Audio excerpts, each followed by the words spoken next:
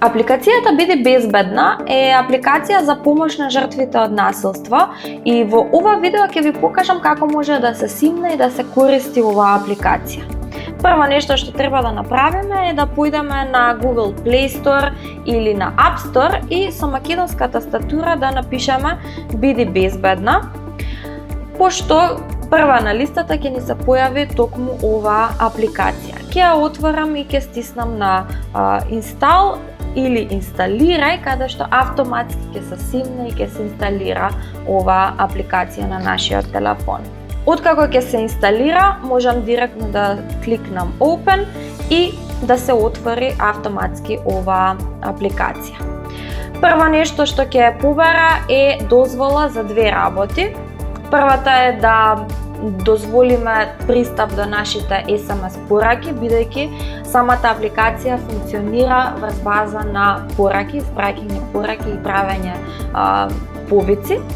Ќе стиснам дека одобрувам, а наредното нешто е да побарам дозвола да ја види нашата локација каде се наоѓаме, а ова е чисто за да може да испрати помош кога ни е потребна.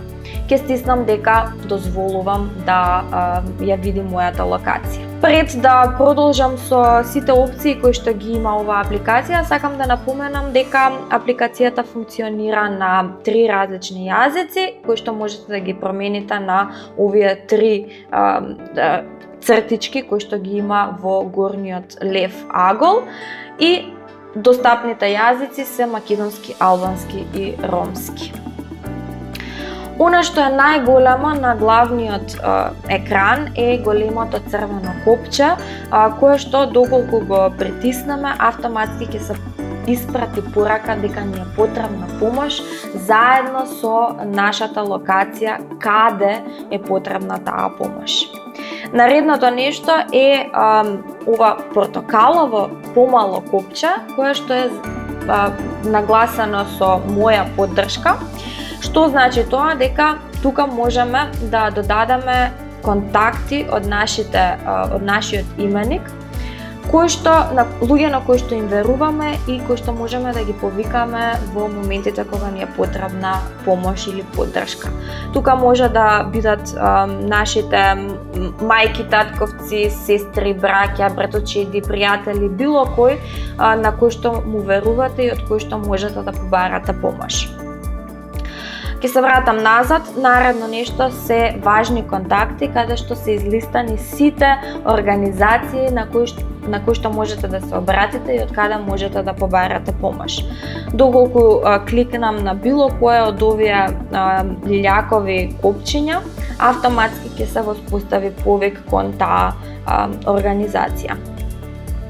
Наредно нешто е копчето Мои права, каде што можете да ги прочитате вашите права, бидејќи е многу важно прво да ги знаете своите права, за да можете да ги побарате своите права. Тука имате повеќе информации кои што можете да ги прочитате.